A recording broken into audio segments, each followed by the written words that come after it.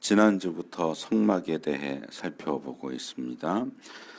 지난주에는 출애굽기 25장 앞부분에 나오는 성막 건축을 위한 재료들과 그것을 예물로 바치라는 말씀, 그리고 성막을 건축하라고 하는 명령과 성막의 설계도에 대한 것, 그리고 성막의 기본적인 구조에 대한 내용을 살펴봤고, 오늘은 유일하게 가장 안쪽에 있는 방, 지성소에 놓는 언약궤에 대해서 살펴보려고 합니다.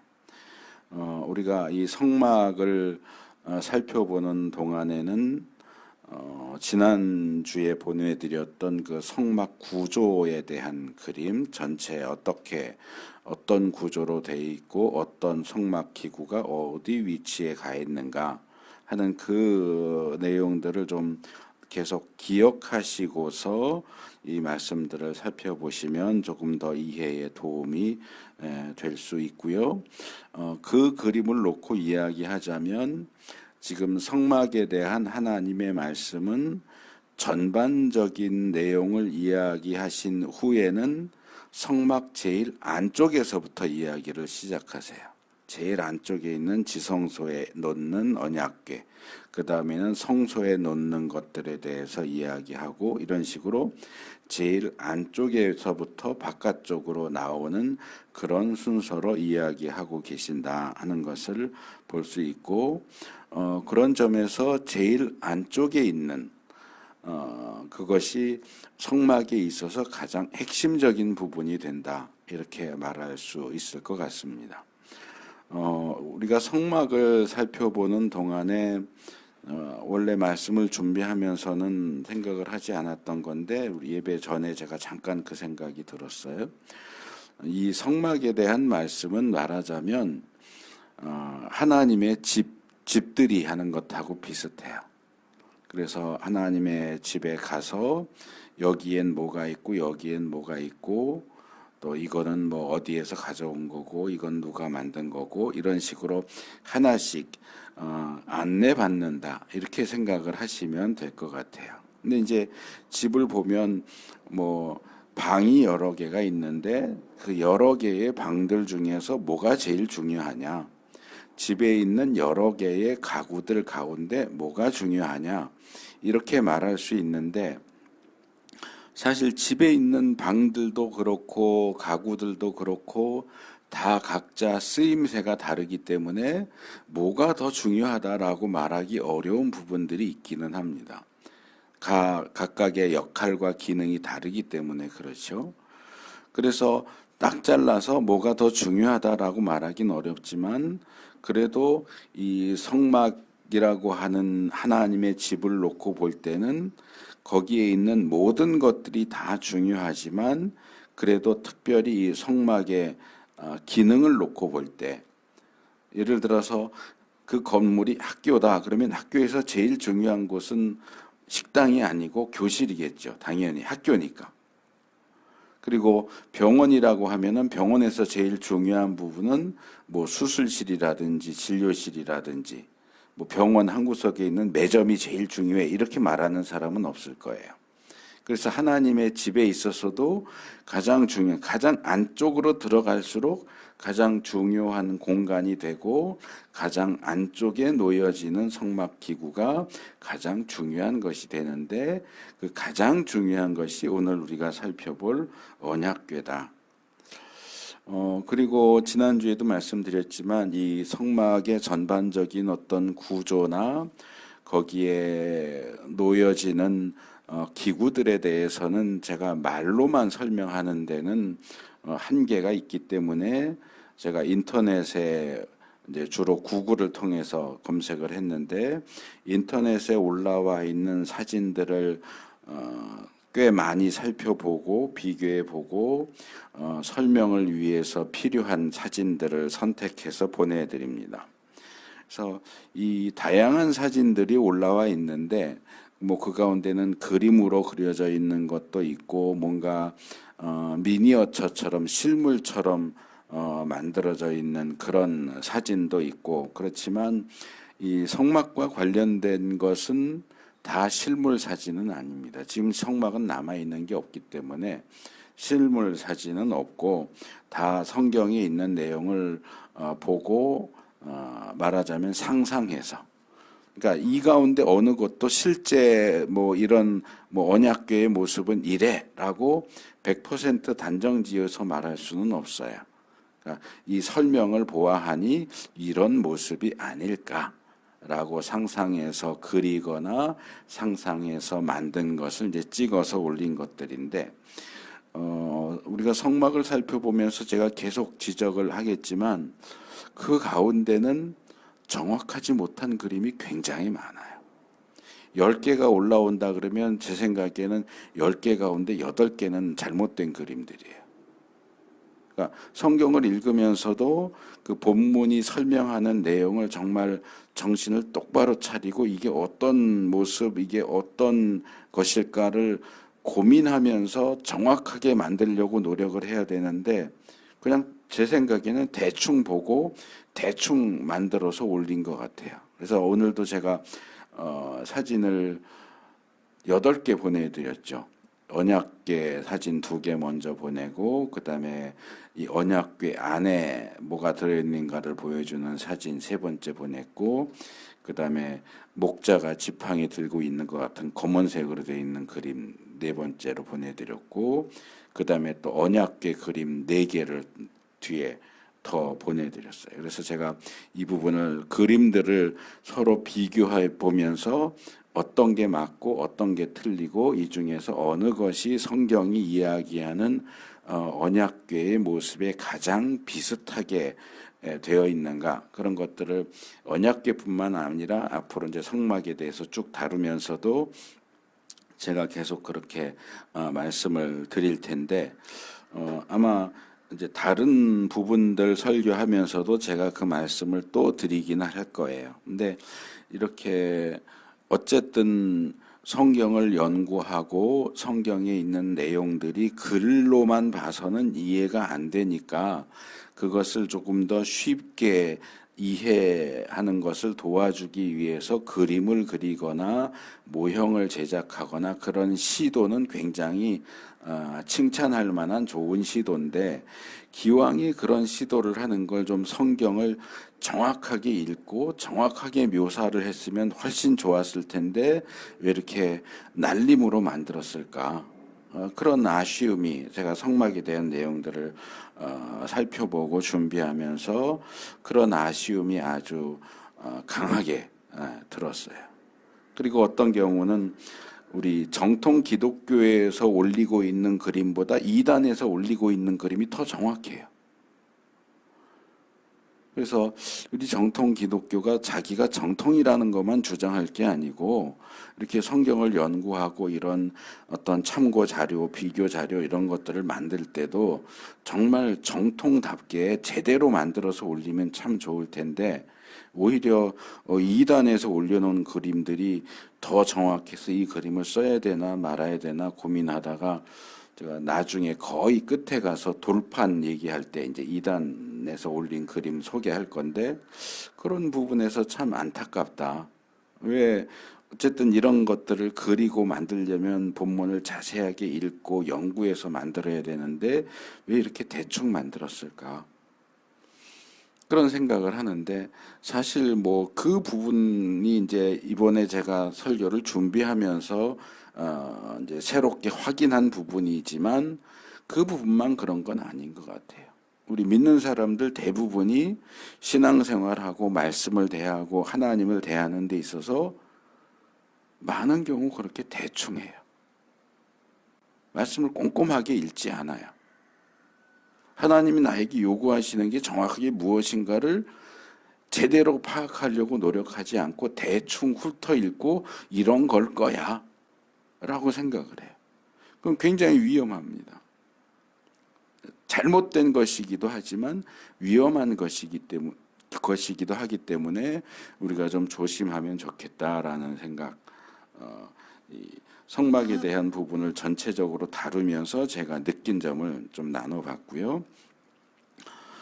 먼저 이 이름에 대해서 말씀을 드릴게요. 여기는 지금 일단 언약궤라고 되어 있죠. 언약궤는 언약과 궤가 합쳐진 말이죠. 언약은 그동안 우리가 여러 차례 살펴봤지만 이제 계약의 다른 말이고, 하나님과 이스라엘이 시내산에서 언약을 맺었잖아요. 그 언약을 얘기하는 거고, 궤는 말대로 궤죠. 언약궤는 말하자면 우리 조상들이 사용했던 뒤주 같은 거 생각하시면 돼요. 밑에는 막혀 있고 위에는 이제 뚜껑 덮을 수 있게 돼 있고 그 안에 뭔가를 넣을 수 있는 뒤주 같은 궤짝. 그래서 언약을 상징하는, 또는 하나님과의 언약을 기억하도록 만들어 주는 궤짝. 이 언약궤는 이제 그런 뜻입니다. 이 언약궤는 이름이 그것 외에도 많아요. 이제 어떤 점을 강조하느냐에 따라서 어쩜 이게 더 우리한테 익숙할 수도 있는데, 법궤라고도 합니다. 이 법궤는 이 언약궤 안에 십계명 돌판을 집어넣었기 때문에 거기에 법이 들어있는 궤다, 이제 그런 의미입니다. 그래서 이제 법궤라고 부르고, 또 증거궤라고도 불러요. 이제 이 증거는 하나님과의 언약, 그리고 그 언약을 통해서 하나님께서 거기에 임재하신다는 사실을 증거해 주는 궤다. 그러니까 이 언약궤를 보면 하나님과의 언약도 생각하게 되고, 하나님이 주신 율법도 생각하게 되고, 또 하나님을 증거하는 것이기도 하고, 또 하나님의 궤 이렇게 부르기도 해요. 그러니까 이 궤는 만들긴 물론 사람이 만들었지만 이건 하나님이 주신 궤다, 또는 하나님이 거기 계시는 하나님 소유의 궤짝이다, 이런 의미로 여러 가지 이제 명칭으로 사용되는데, 이름이 이렇게 다양하게 사용돼도 똑같은 물건을 가리키는 거다라는 것을 기억을 하시고, 어떤 상황에서 어떤 이름이 사용되느냐 하는 것은 그 이름이 의미하는 바를 강조하기 위해서니까, 이런 상황에서 이 이름이 사용되는 것은 왜 그런가? 왜 이 이름을 사용할 수도 있는데 왜 저 이름을 사용했을까? 이런 이름의 차이도 우리가 좀 분별하면서 성경을 읽으면 더 이해에 도움이 될 수 있습니다. 그 다음에 이 언약궤는 지난주에 성막이 뭐냐? 성막은 결국 하나님의 집이다. 하나님이 이스라엘 가운데 거하시기 위해서 만들어 놓은 하나님의 집, 또는 하나님의 궁궐이라고 말하기에는 사실 너무 작고 초라하기는 하지만, 그래서 이제 그냥 하나님의 집. 그러는데 솔로몬 성전도 하나님의 집 이렇게 불러요, 보통은. 어쨌든 하나님의 집이고 하나님이 거기 거하신다라는 걸 상징하죠. 그래서 성막은 무엇보다도 이스라엘과 언약하신 하나님이 이스라엘 가운데 거기에 거하시면서 이스라엘과 함께 하신다.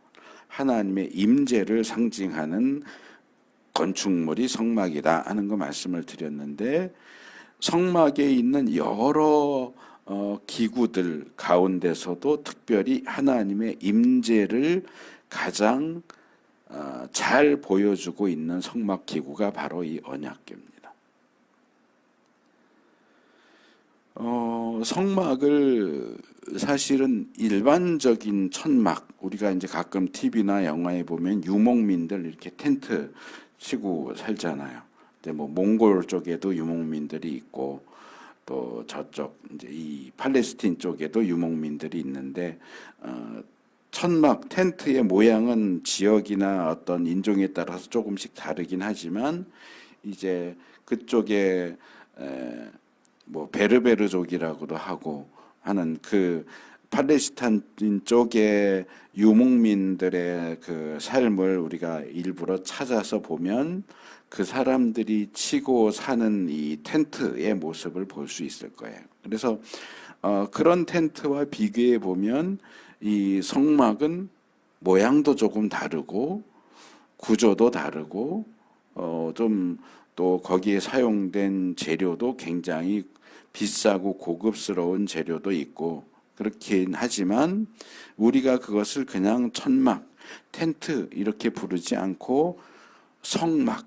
거룩한 천막, 성막이라고 부르는 것은 그 천막을 뭐 화려하게 만들었다, 크게 만들었다 그런 점에서 성막이라고 부르는 게 아니고 그것이 성막인 이유는 하나님이 거기 계시기 때문에 거룩하신 하나님이 거기 거하시는 하나님의 집이기 때문에 그 하나님의 집인 그 천막을 거룩한 천막이다. 그래서 우리가 성막이라고 부르죠. 그래서 뭐 이거는 당연한 얘기인데도 많은 사람들이 이제 깜빡하는 게 아닌가라는 생각이 드는데 하나님이 없는 성막은 성막일 수가 없어요. 하나님 없는 성막은 성막이 아니에요. 이건 제가 하나님 나라 설교하던 초기에도 이 말씀을 드렸어요. 하나님 없는 하나님 나라는 하나님 나라가 아니에요. 얼마 전에 제가 이제 설교한 내용들 그 영상 편집해서 유튜브에 이제 계속 올리고 있는데 거기에 늘 보시고 댓글을 달아주시는 분이 있어요. 근데 이분이 이제 하나님 나라에 대한 초기 설교를 듣고 댓글을 이렇게 달으셨어요. 이제 하나님 나라 천국 얘기를 하니까 아마 그 생각이 들은 것 같은. 이분은 이제 카톨릭 신자인데 뭐 열심히 다니는 카톨릭 신자는 아니고 명목상 카톨릭 신자인 것 같아요. 근데 이분이 이렇게 썼어요. 천국에 가는 것도 좋겠지만 지상에서 천국을 사는 거는 어떤 거냐 물어보셨어요. 그러니까 우리가 뭐 마음 천국, 가정 천국, 지상 천국 뭐 이렇게 얘기하는 것처럼 죽어서 가는 천국도 중요하겠지만 이 땅에서 천국의 삶을 사는 게 더 중요하지 않겠냐 뭐 이런 뜻에서 그 질문을 하신 것 같아요. 근데 이제 그 다음 주에 또 질문을 하셨어요. 뭐라고 질문했냐면 지금 내가 이 땅에서 만족하고 감사하게 살고 있는데 굳이 믿음으로 구원을 받아야 됩니까? 라고 물어보셨어요. 그러니까 내가 지금 땅에서 천국의 삶을 살고 있는데 굳이 죽어서 가는 천국도 갈 필요가 있겠느냐 그 말이에요. 나 지금 행복하게 잘 살고 있어. 근데 뭐 꼭 예수 믿고 구원받는 게 필요해? 지금 행복하게 잘 살면 그게 천국이지. 그러니까 내가 지금 행복하게 살고 있는데 꼭 죽어서 가는 천국, 지옥을 신경 쓸 필요가 있겠느냐? 뭐 이런 질문이에요. 여러분들은 어떻게 생각하세요? 여러분에게 누군가가 그렇게 질문을 했다면 뭐라고 대답하시겠어요?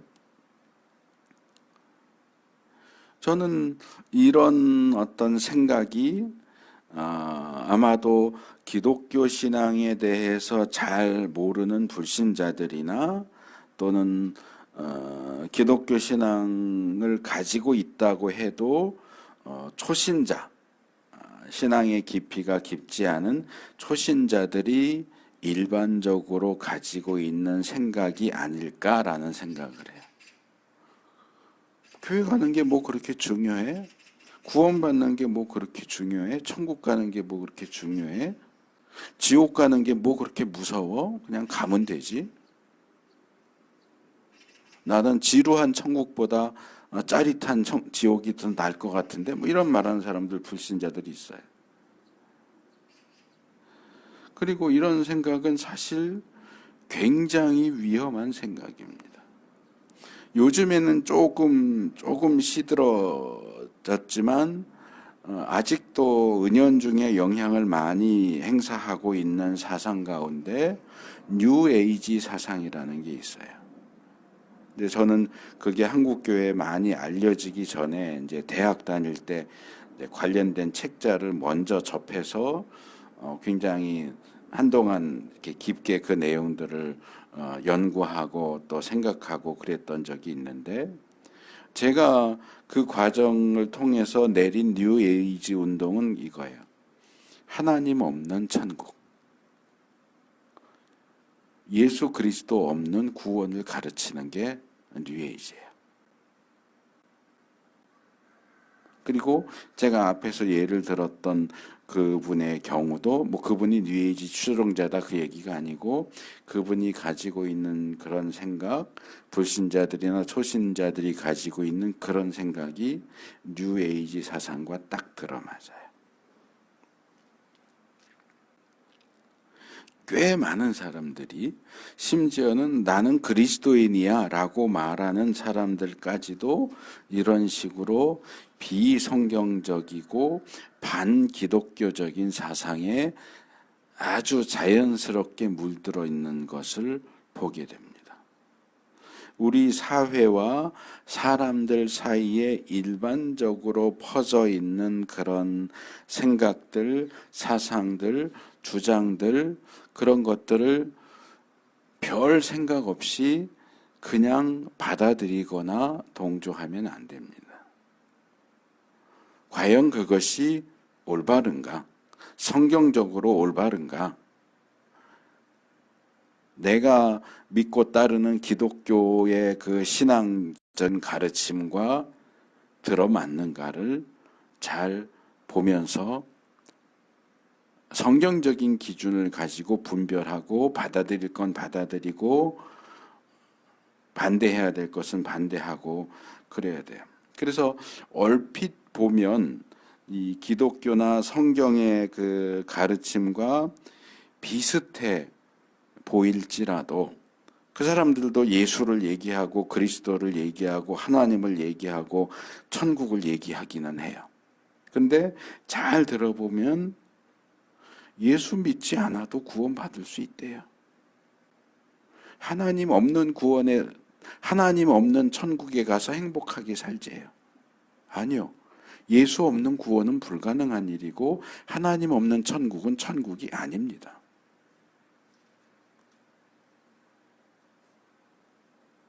그래서 우리가 우리 신앙에 있어서 정작 중요한 알맹이를 놓치고 껍데기만 붙들고 있는 그런 모습이 되지 않도록 조심해야 돼요. 예수님 당시의 사람들이 그랬잖아요. 그래서 예수님이 비판하시는 내용이 복음서에 나오는데, 성전 제단이 있고 제단 위에 제물을 올려서 하나님께 제사를 드리는데, 너가 뭔가 맹세를 했는데, 서원을 했는데 제단을 놓고 맹세했으면 지키지 않아도 돼. 제단 위에 놓여진 제물을 놓고 맹세했으면 꼭 지켜야 돼. 이런 식으로 얘기하는 거죠. 예수님이 뭐라 그러세요? 야, 이 바보 같은 사람들아, 제단이 더 중요하냐, 제물이 더 중요하냐? 개가 꼬리를 흔들어야 되는데 꼬리가 개를 흔들어요. 예수님 당시의 사람들이 그렇게 생각했어요. 정말 중요한 건 예수 그리스도고 하나님인데, 예수 그리스도 없는 구원을 얘기하고 하나님이 없는 천국을 얘기해요. 꼬리가 몸통을 흔드는 거예요. 잘못된 거예요. 그래서 항상 우리의 어떤 생각, 또 우리가 주변에서 접하는 그런 사상들이 성경적인 것과 맞아 떨어지는가, 아니면 뭔가 살짝 뭔가 어긋나 있거나 전혀 엉뚱한 것인지, 그런 것들을 잘 분별해야지. 그냥 다들 뭐 웬만하면 다 그렇게들 생각하던데, 그렇게들 얘기하던데, 그렇다고 해서 거기 쫓아가면 안 돼요.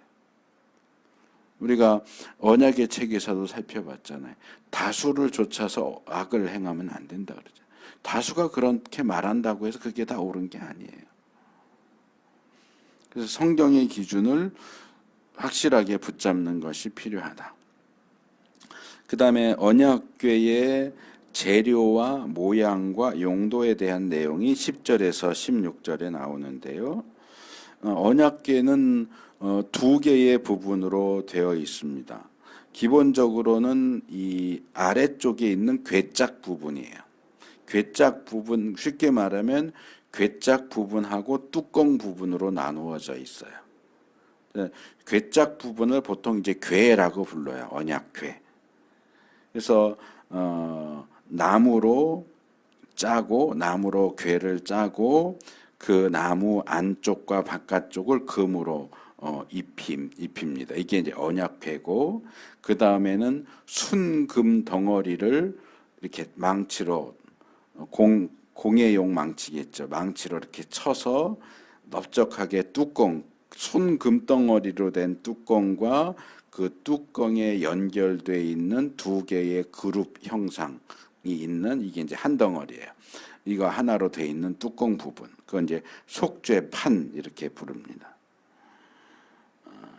그래서 궤짝과 뚜껑 이제 두 개의 부분으로 되어 있는데, 아까도 말씀드린 것처럼 인터넷에 올라와 있는 이 언약궤 사진, 그림 이런 것들이 워낙 종류도 많고 모양도 굉장히 다양해요. 아니, 성경에 되어 있는데 왜 뭐 모양이 다를 게 뭐가 있어?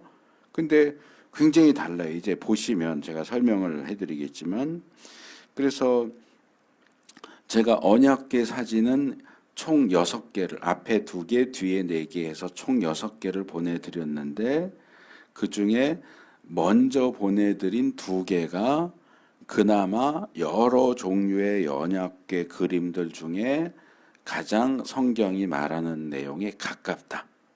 그 앞에 있는 2개가 가장 가까운데, 또 이게 서로 장단점이 있어요.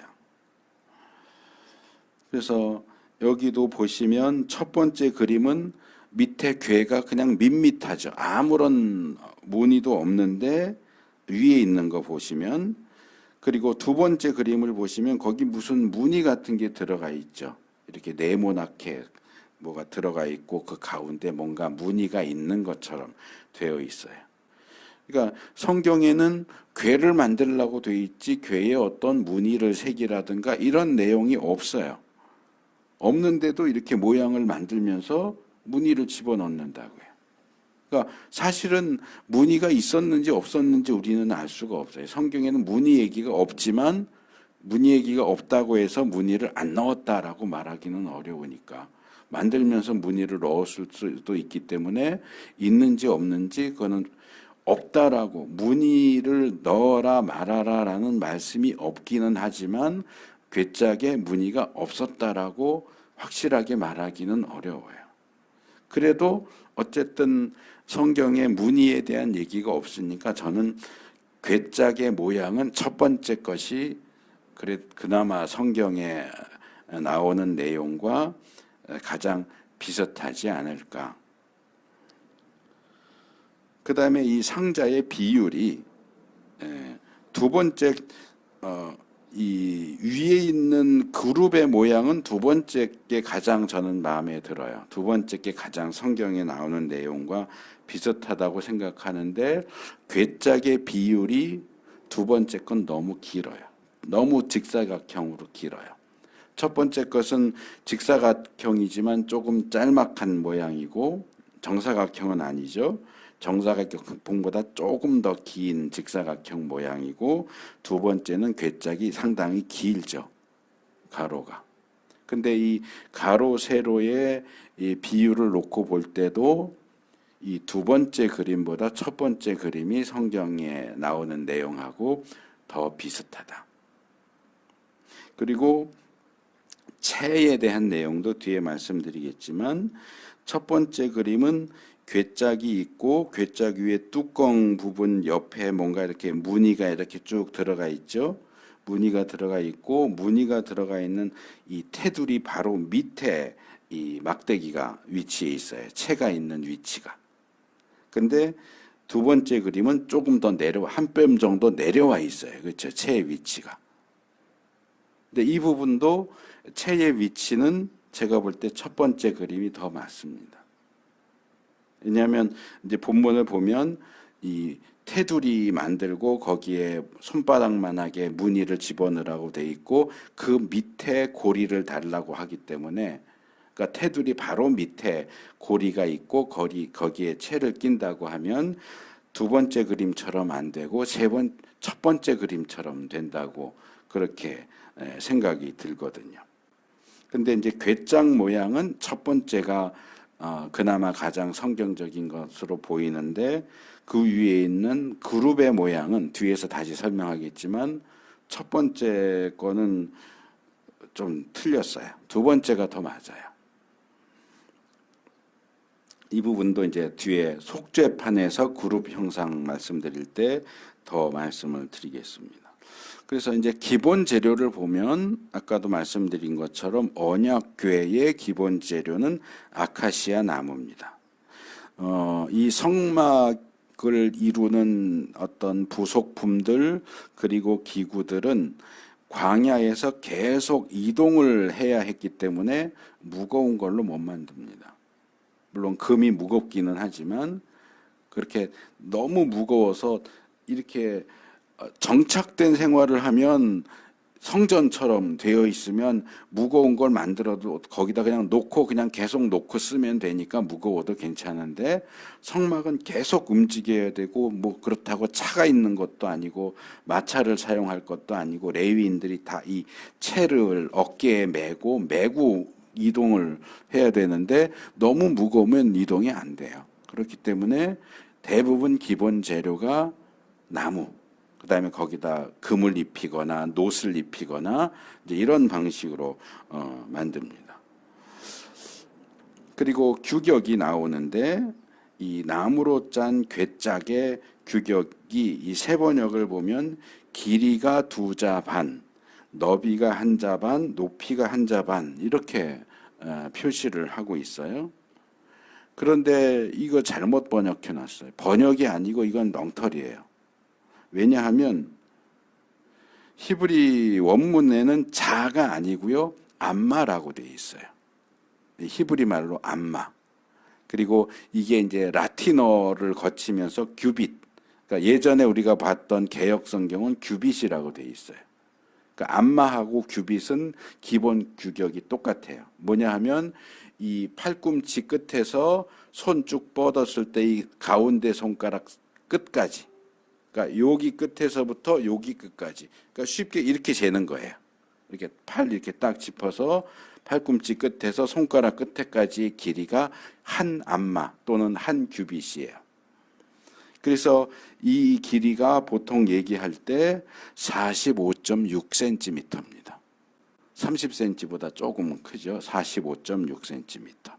근데 동양의 자, 지금 세 번역이 자라고 그것을 번역을 했는데 동양에서 사용하는 자, 한문으로는 자척자 쓰죠. 한 척, 두 척 하는데 이 자는 30cm예요.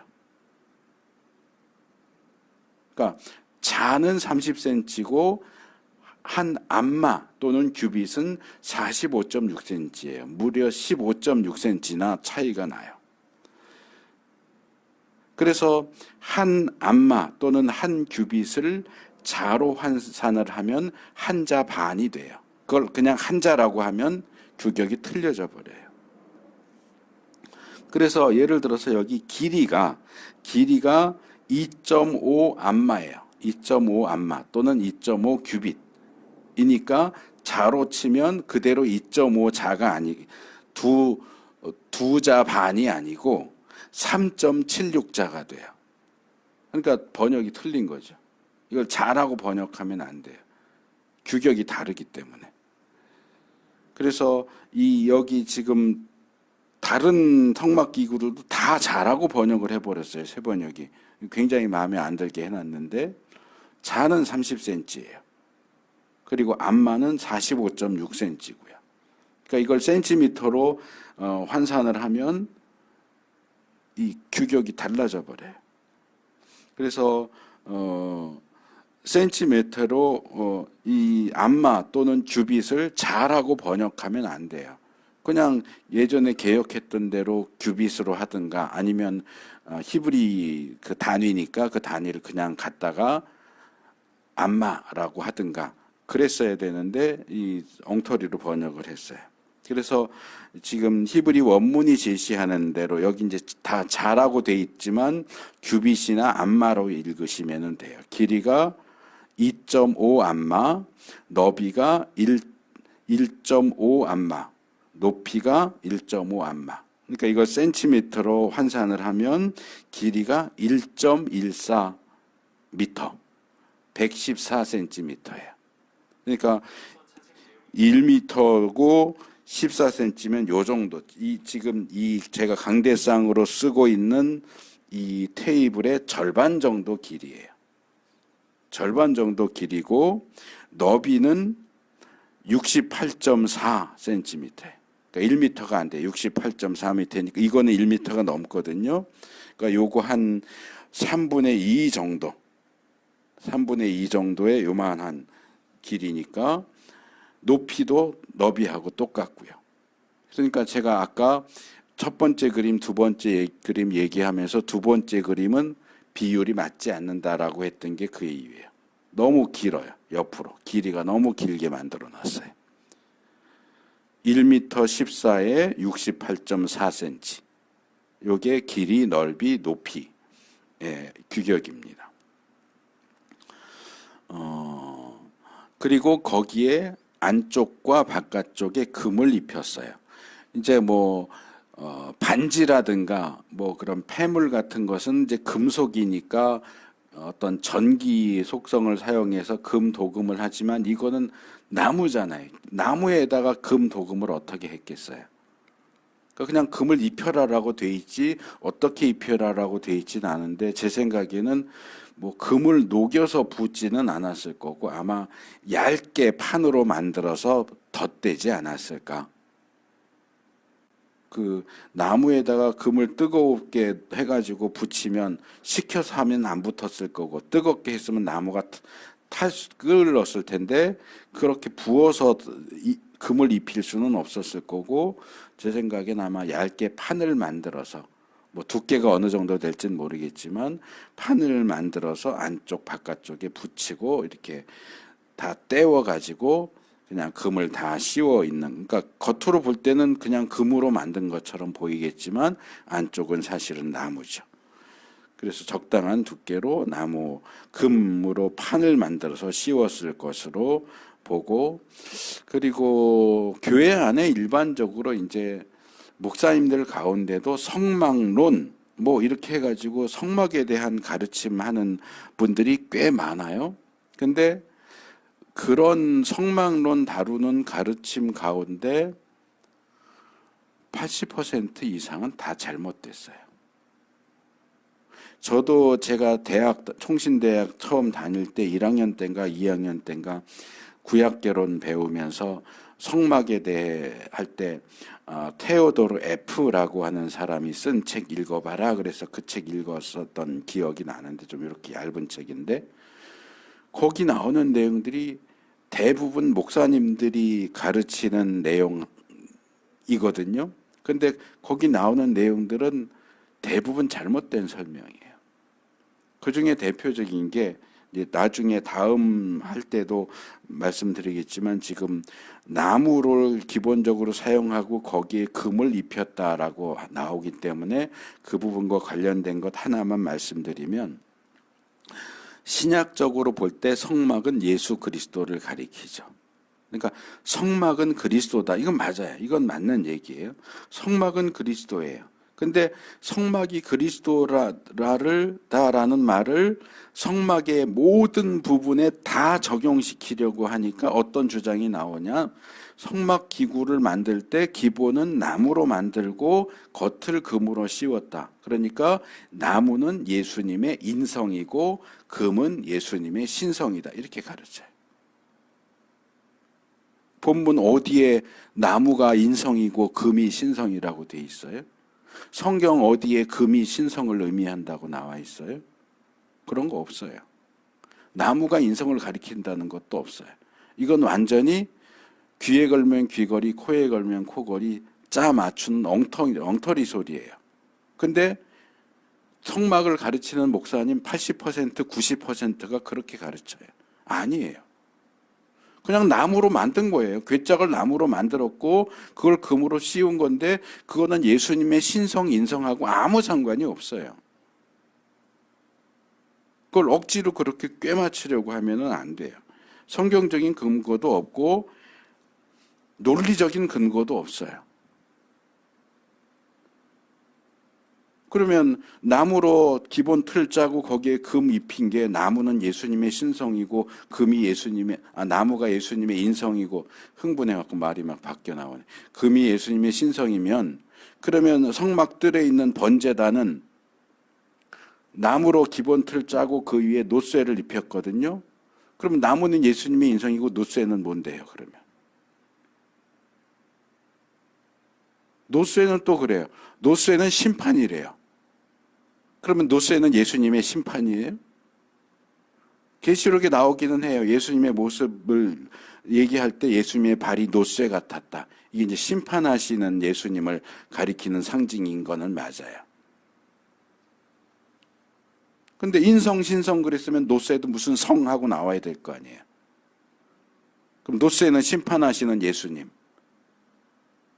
나무는 인간이신 예수님.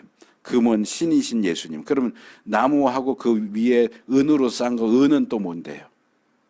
그렇게 따지면 설명이 불가능해요. 엉터리 설명이에요. 근데 그런 성막에 대한 엉터리 설명이 한국교회 성막에 대한 가르침의 90%가 그렇다고. 물론 들으면 은혜로울 수는 있어요. 아, 그렇구나. 아, 나무는 예수님의 인성이고 금은 예수님의 신성이구나. 은혜로울 수는 있지만 가짜 가르침이에요. 가짜 뉴스 같은 거예요. 거기서 은혜 받지 마세요. 전혀 은혜로울 것도 없고 전혀 성경적이지도 않아요.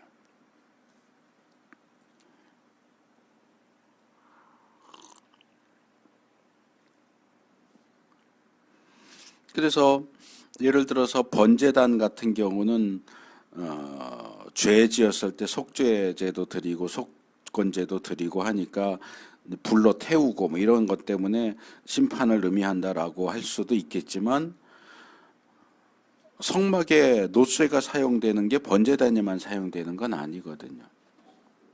성막 이렇게 울타리 만들기 위해서 나무로 짜고 그 위에 금 입히고 받침을 은으로 받침을 하기도 하고 안에 성소 지성소 할 때는 받침이 은이고 성막 바깥 울타리 할 때는 받침이 노시예요. 그럼 그건 뭔데요? 그 노스는 어떻게 설명할 건데요? 물두멍도 노수로 만들거든요. 그럼 물두멍은 어떻게 설명할 건데요? 그러니까 이런 식으로 뭔가 금은 무조건 신성, 나무는 무조건 인성, 노은 무조건 심판 이런 식으로 정해가지고 의미를 부여하면 안 돼요. 그렇게 하면 설명이 안 된다고요. 그럼 자기 멋대로 갖다 붙여서 설명하는 걸 우리가 듣고 은혜 받았다 그러고 그렇게 하면 안 돼요. 조심하실 필요가 있습니다. 그 다음에 이제 나무로 만들었죠. 괴짝을. 그리고 괴짝을 금으로 씌웠어요. 그리고 괴의 둘레라고 되어 있는데 이 둘레는 아마도 괴짝 이게 괴짝이라고 하면 이 입구 부분, 이 가장자리 부분을 얘기를 하는 것 같아요. 그 입구 부분에는 금으로 태를 둘러라.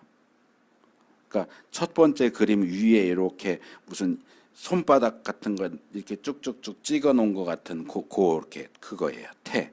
금으로 태를 두르고 그 태 바로 아랫부분 내 모퉁이에 아마 넓은 쪽일 거예요. 넓은 쪽에 고리를 고정시키고 거기에 채를 끼우라고 그럽니다. 근데 이것도 마찬가지. 물론 여기 고리를 넓은 면에 붙이는지 좁은 면에 붙이는지는 안 나와 있어요. 그래서 그런지 제가 보내드린 그 그림 가운데 그 밑에 4개 한꺼번에 보내드린 것 중에 세 번째 보시면 큰 그림이에요. 세로로 큰 그림인데 거기 보시면 채가 다른 것들하고 다른 방향으로 붙어 있어요. 그렇죠? 다른 것은 넓은 면에 채가 이렇게 길게 길이 방향으로 돼 있는데 얘는 너비 방향으로 붙여져 있어요. 그러니까 이게 무슨 생각으로 이렇게 했는지 알 수가 없어요. 물론 본문에는 너비 방향인지 길이 방향인지가 안 나와 있기는 하지만 생각을 해보세요. 이게 나무에다가 금을 입혔죠. 뚜껑도 순 금덩어리로 만들었죠. 이게 무게가 그래도 가볍지는 않았을 텐데 채를 이렇게 달아놓으면 이거 들고 움직이기가 너무 힘들어져요.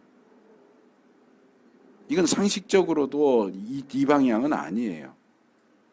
나머지 그림은 다 길이 방향으로 채가 돼 있죠. 근데 희한하게 이 그림은 이 방향으로 엉뚱한 방향으로 붙여져 있고 또 다른 거 보시면 거기 제가 뒤에 보내드린 4개 중에 첫 번째하고 두 번째 보세요. 얘는 채가 밑에 또 붙어 있어요. 바닥 쪽으로. 그러니까 이런 부분들도 이거 정말 아마 이 순금으로 만들진 않았고 도금 하든지 뭐 이랬겠지만 이거 만드는데 힘을 많이 들였을 텐데 왜 이렇게 엉터리로 만드냐고. 힘들여서 만드는 거 좀 정확하게 만들지. 그러니까 이런 그림들을 보면 어쨌든 성도들에게 도움을 주려고 이렇게 만든 그 노력은 참 가상하고 칭찬할 만하지만 오히려 성도들을 헷갈리게 만드는 거야, 이 그림을. 이 그림이 맞아, 저 그림이 맞아. 채가 길이 방향이야, 너비 방향이야, 위쪽이야, 아래쪽이야. 이것도 마찬가지로 밑에 쪽에 채를 달아놓으면 이게 무게 중심이 흔들려서 메고 가는데 굉장히 힘들어요. 그래서 저는 성경에 있는 것처럼 위쪽에 고리도 위쪽에 부착이 했을 거고 채도 그래서 위쪽에 부착되어 있는 끼워져 있는 걸로 묘사되어 있는 것이 정확한 그림이다. 그래서 금으로 고리를 만들어서 괴짝에 고정을 시키고 역시 아카시아 나무로 봉이죠. 채라고 포채 봉을 만들고 거기에 역시 금을 입힌 2개의 채를 고리에 끼워서 그건 한번 끼우면 뺐다 꼈다 하는 게 아니고 그냥 늘 껴 놓게 돼 있어요. 일부러 그 부분도 나오죠. 그래서 이게 괴짝의 무게도 있고 그렇기 때문에 제 생각에는 나무에다가 고리를 대충 붙이면 이게 덜컹덜컹 하면서 빠질 가능성도 있기 때문에 어쩌면 이 고리를 나무에다 완전히 이렇게 떨어지지 않도록 굉장히 견고하게 붙여버리지 않았을까. 어쩌면 채도 아예 그냥 고정되도록 붙여놓지 않았을까 하는 생각도 하는데 뭐 어쨌든 뭐 본문에 별다른 내용이 나오진 않지만 괴짝의 무게 그 안에 돌판도 들어가 있고 뚜껑은 순금을 쳐서 만들었고 그룹 형상도 그 위에 있고 그렇기 때문에 순금, 무른 금으로 고리 만들고 이랬으면 이 고리가 뭉개지거나 깨져서 제 역할을 못했을 거고 제 생각에는 아마 이건 금을 기본으로 해서 합금 뭐 14K나 18K처럼 딱딱한 정금보다 순금보다는 좀 더 딱딱한 형태의 금을 사용하지 않았을까 합금으로 해서 더 특별한 방식으로 이렇게 견고하게 부착을 했을 거라고 생각이 들고요. 그 다음에 그 괴짝 안에는 증거판을 돌판이죠. 십계명이 새겨진 돌판 2개를 그 안에 넣어라 이렇게 돼 있고 21절에도 똑같은 얘기가 반복되고 있습니다. 그런데 신약 히브리서 9장 4절에 보면 언약궤 안에 십계명 돌판과 만나를 담은 금 항아리와 아론의 쌍난 지팡이 3개가 들어있다라는 내용이 나와요. 그래서 제가 보내드린 3번째 사진이 그거예요. 지금 뚜껑을 덮지 않은 괴짝 안에 돌판 2개, 항아리. 이거는 항아리처럼 안 보이고 무슨 국그릇처럼 생겼는데 어쨌든 그릇 안에 뭔가가 담겨져 있는 것, 그리고 이건 지팡이 아니고 그냥 막대기 잘라서 집어넣은 것처럼 보이는데 나무 막대기 들어있는 이런 식으로 이제 이런 종류의 그림은 별로 없더라고요. 이런 그래서 이제 제가 찾아서 보내드렸는데 이렇게 이제 히브리서의 말씀에 따라서 이런 식으로 이제 언약궤 안에 이렇게 들어있다라고 묘사하고 있고 대부분 성도들도 그렇게 알고 있는데 근데 구약을 자세히 보면 이제 우리가 이 부분은 나중에 민수기 가면 만나를 담은 금항아리에 대한 내용도 나올 거고 아론의 쌍난 지팡이에 대한 내용도 나올 거고 거기 분명하게 나오기 때문에 제가 지적을 하겠지만 오늘 본문에서 십계명을 기록한 돌판 증거판 2개를 언약궤 괴짝 안에 넣으라라는 내용이 나오지만 금항아리나 아론의 쌍난 지팡이 같은 경우는 괴짝 안에 넣으라는 내용이 나오지 않아요. 안에 넣으라고 돼 있지 않아요. 이 돌판만 안에 넣으라고 돼 있어요. 아까도 제가 말씀을 드렸어요. 언약궤의 길이가 얼마 된다고요? 1.14m예요. 1m 14예요. 그런데 그래서 제가 4번째 그림을 보내드린 거예요. 이거 목자가 양 치는 모습인데 지팡이를 들고 있는 모습이죠. 지팡이 길이를 보세요. 자, 옛날 사람이라서 키가 남자라도 한 160 정도 됐다고 생각을 해도 지팡이가 어깨 정도 오면 이러면은 지팡이 길이가 140 정도 돼요. 140짜리 지팡이가 어떻게 110짜리 괴짝 안에 들어가냐고요.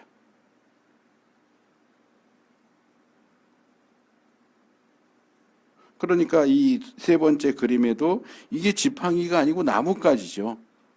지팡이 모양으로는 집어넣을 수가 없어요.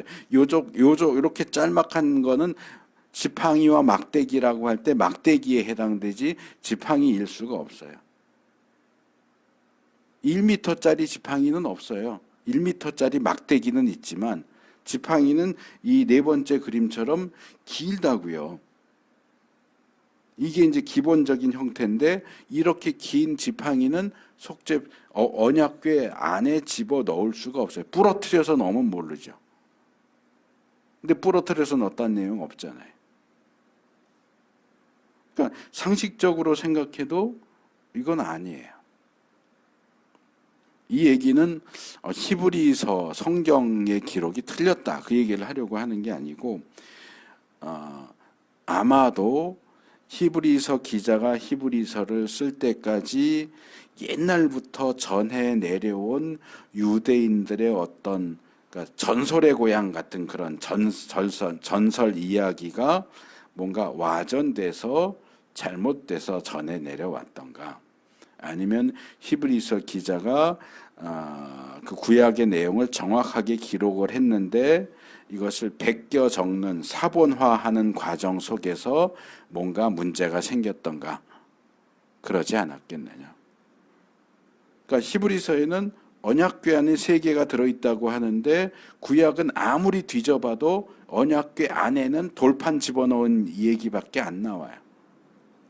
솔로몬 시대에 성전 지어서 이 성막에 있던 기구들을 옮겼을 때도 정확히 기록이 나와요. 언약궤 안에는 돌판 외에는 없었다라고 나와요. 왜? 그거밖에 집어넣은 적이 없으니까. 그러니까 어떤 사람들은 3개가 다 들어있어야 되는데 돌판밖에 없으니까 2개를 누가 훔쳐갔나 보다. 아니요, 훔쳐간 게 아니고 금항아리하고 지팡이는 애초에 언약궤 안에 넣은 적이 없어요. 그래서 이런 부분에 있어서 우리가 이 구약과 신약을 잘 비교하면서 이해를 하는 게 필요하다. 그 다음에 이제 뚜껑 부분 말씀을 드릴게요. 속죄판. 이것도 이제 이름이 기본적으로 이 판때기 같이 이렇게 뚜껑인데 거기서 속죄하는 데 사용하는 판이다. 그래서 속죄판이라고도 하고 시은좌라고도 해요. 이건 이제 한문 표현이죠. 이제 개역의 표현인데 베풀 시에 은혜은 자리 좌자. 그러니까 은혜를 베푸는 자리예요. 시은좌. 그러니까 은혜를 베푸는 보좌. 그러니까 거기가 하나님 의자예요. 왕좌예요. 왕좌에 거기 앉으셔서 그룹 형상이 말하자면 하나님의 왕좌고 하나님이 거기에 앉으셔서 은혜를 베푸시는 자리. 시은좌 또는 시은소. 은혜를 베푸시는 장소. 그래서 시은소. 근데 이제 이게 우리한테 생소하단 말이에요. 시은이라는 표현이 생소하고 비슷한데 우리한테 익숙한 표현이 있죠. 시온. 예루살렘을 가리킬 때 시온 그러죠. 그래서 제가 예전에 대학 때, 고등학교 때, 대학 때 이 중창 활동하면서 그런 일이 있었어요. 거룩한 시은소에 내가 들어가오니 이런 찬양이 있는데 시은소가 이거 오타 났구나. 시온소인데 시온소 이렇게 바꿔서 읽는 경우들이 종종 있는데 아니 시은소가 맞아요. 시온은 지명이고 예루살렘의 별명이 시온이고 이건 시온이 아니고 시은이에요. 은혜를 베푼다. 시은소, 시은좌. 그래서 가끔 시온소, 시온좌 이렇게 말하는 분들이 있는데 아니 그거 잘못된 거예요. 시은소, 시은좌. 하나님이 은혜를 베풀어 주시는, 죄를 용서해 주시고 은혜를 베푸시는 자리, 거기 하나님이 계신다는 거예요. 재료와 규격을 보면 언약궤와는 달리 이것은 나무로 판을 짜지 않고 그냥 금덩어리로 만듭니다. 순 금덩어리를 쳐서 망치로 쳐서 뚜껑 모양. 그러니까 뚜껑이 규격이 똑같죠. 길이와 너비가 여기에 딱 차이 오차 없이 그대로 덮여지도록 2.5 안마와 1.5 안마. 두께는 안 나와 있어서 몰라요. 어느 정도 두께인지는. 그래도 그렇게 얇지는 않았겠죠. 어쨌든 뚜껑으로 쓸 수 있을 정도로 길이와 넓이를 언약궤에 규격하고 딱 맞춰서 뚜껑을 만들고 뚜껑 위쪽으로는 그룹 형상을 만들어서 붙인 게 아니고 처음부터 하나의 덩어리로 아래쪽은 판을 위에는 그룹 형상을. 그러니까 이거 만드는데 되게 힘들었겠죠. 그래서 그룹 형상을 두들겨서 양쪽 끝에 그룹 형상 2개를 만듭니다. 이 그룹의 크기는 나오지 않았기 때문에 몰라요. 얼마나 큰지. 그래서 처음에 보내드렸던 2개하고 뒤에 4개를 비교해 보시면 그룹의 크기가 다 제각각이에요. 왜냐하면 성경에 그룹의 크기가 안 나오니까. 근데 일단 여기 보면 그룹이 날개를 위로 뻗었다. 그래서 첫 번째 그림을 보면 날개가 이렇게 펼쳐 있죠. 이렇게 펼쳐 있어요. 근데 그게 틀렸다고. 왜? 위로 뻗지만 위로 뻗어서 속죄판을 덮듯이 뻗는다고 그랬으니까 이게 이렇게 뻗으면 안 되고 이렇게 뻗는 거예요. 이 팔을 이렇게 하는 게 날개가 이렇게 돼 있는 게 아니고 이렇게 돼 있어야 돼. 덮듯이.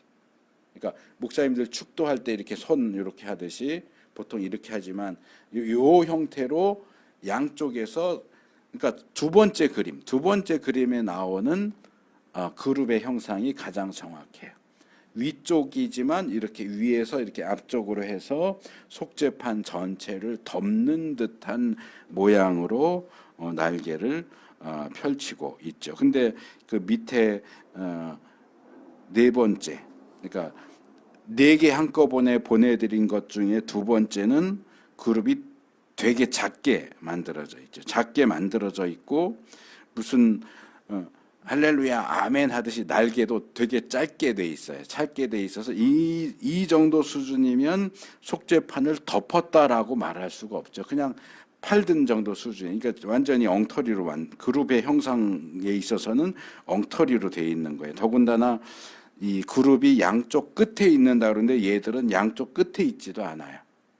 조금 안으로 더 들어와서 있죠. 얘도 그렇고 마지막 네 번째 것도 조금 안으로 들어와 있어요.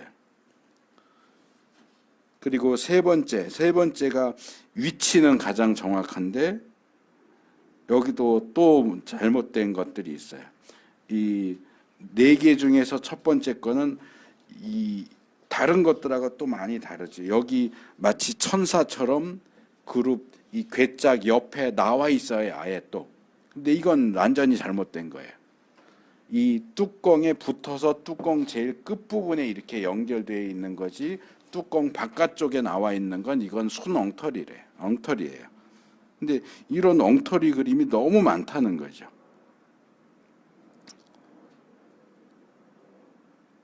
그래서 날개를 펼쳐서 속죄판을 덮는 형식으로 되어 있기 때문에 적당한 크기에 또 날개도 적당한 크기. 그래서 이 6개의 그림을 비교해 볼 때는 두 번째 그림이 가장 적절해 보이는 것 같아요. 그리고 뭐 그룹에 대해서는 뭐 그냥 넘어가고요. 그룹이 어떻게 생겼는지를 몰라요.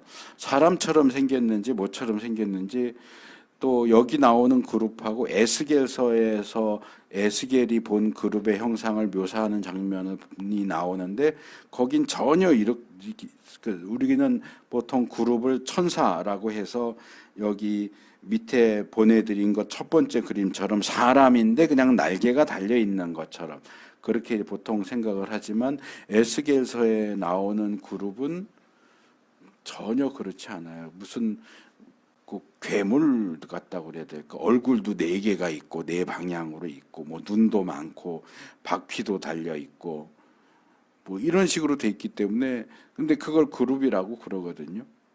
근데 에스겔이 제사장이란 말이에요. 제사장이기 때문에 여기 대제사장이 아니니까 언약궤에 있는 그룹 형상은 못 봤다고 할지라도 성소는 들어갔을 텐데 성소에서 지성소를 들어가는 앞에 처 있는 휘장에는 그룹 형상이 거기 수를 놓았기 때문에 그룹 형상을 많이 봤을 거라고요. 근데 그룹 형상을 봐서 그룹이 어떻게 생겼는지 알았을 텐데도 에스겔이 처음 그룹을 봤을 때는 그게 그룹인지를 몰라요. 뭔가 이상한 생물. 근데 나중에 알고 보니까 그게 그룹이었더라. 이런 식으로 얘기를 해요. 그래서 이게 좀 복잡한 문제인데 지금 말씀드리기는 시간도 또 좀 많이 가고 그래서 그냥 저는 그룹은 천사의 한 종류가 아니고 영적인 생물. 그러니까 이 땅에 사람도 있고 동물도 있듯이 우리가 생각하는 천사는 사람과 같은 그런 존재라면 그룹이나 스랍 같은 경우는 사람, 천사의 한 종류가 아니고 영적인 생물의 하나가 아닐까 저는 그렇게 생각을 해요. 그 정도만 말씀을 드리고 그리고 이 그룹은 아까 시은좌라고 그랬잖아요. 그룹이 하나님의 의자예요. 시편이나 사무엘서에 보면 하나님이 그룹을 타고 다니신다고 돼 있어요.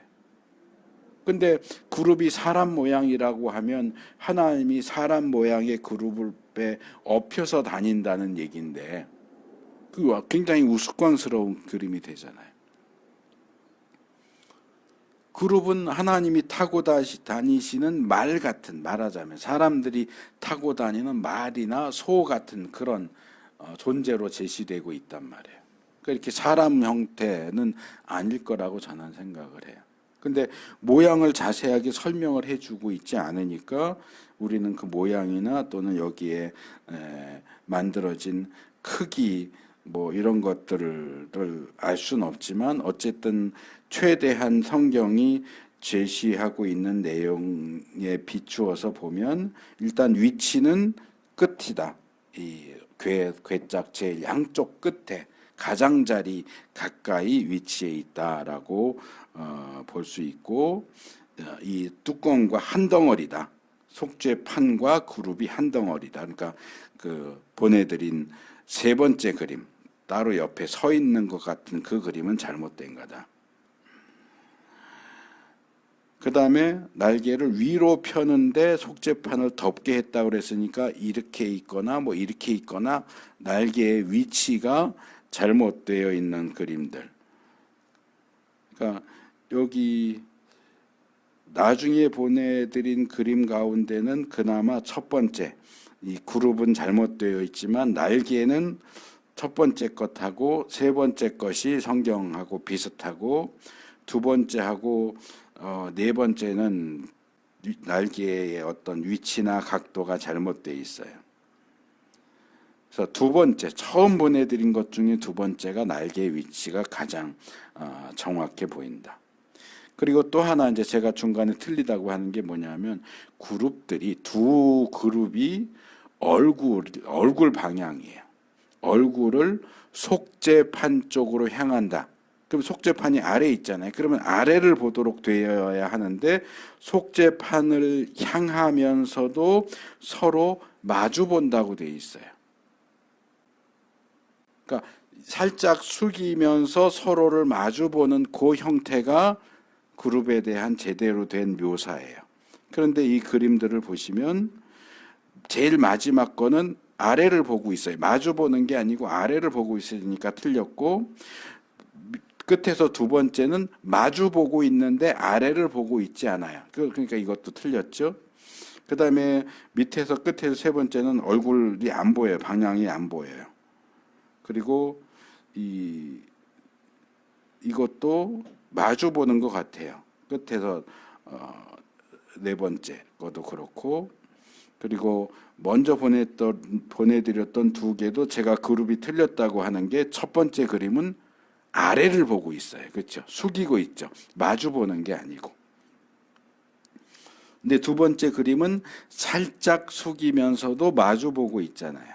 그러니까 그런 면에서 이 성경이 분명히 나와 있는데 이런 부분들을 잘 생각을 하면서 거기에 맞춰서 형상을 만들어야 되는데, 모형을 만들어야 되는데 숙이거나 그냥 마주보고 있거나 이런 식으로 돼 있으면 본문에 나와 있는 내용을 제대로 묘사했다고 볼 수 없다.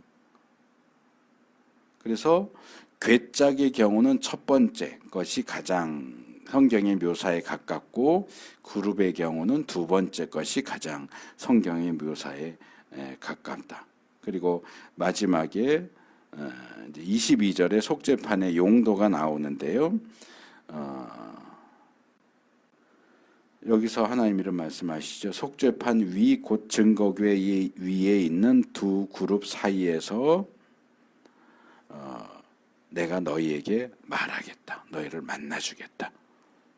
그러니까 언약궤의 가장 중요한 용도는 하나님이 거기 계셔서 이스라엘을 만나신다는 게.